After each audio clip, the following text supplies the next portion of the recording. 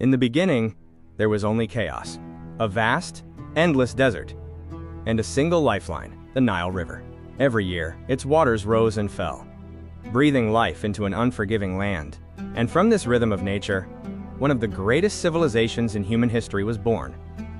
Ancient Egypt did not rise overnight.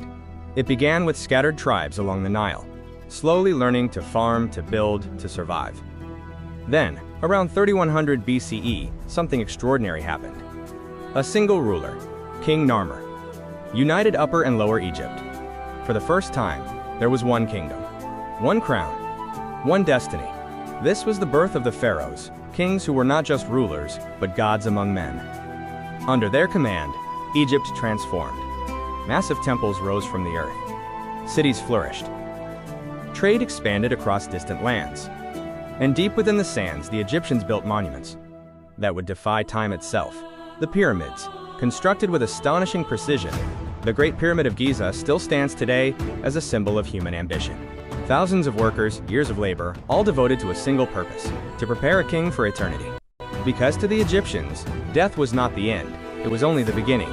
They believed in an afterlife, a journey where the soul would be judged. They preserved their bodies through mummification, filled tombs with treasures, and carved stories into stone, hoping to live forever. But even the mightiest empires faced challenges. As centuries passed, Egypt's power began to shift. Foreign invaders arrived. Internal struggles weakened the throne. And yet, time and again, Egypt rose again. During the New Kingdom, Egypt reached the height of its glory. Great rulers like Hatshepsut expanded trade. Akhenaten challenged religious traditions. Ramses II, the warrior king, led massive armies into battle, carving his victories. Egypt was unstoppable, or so it seemed.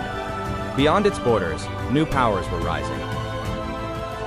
The Assyrians, the Persians, and eventually, the Greeks. In 332 BCE, a young conqueror arrived, Alexander the Great.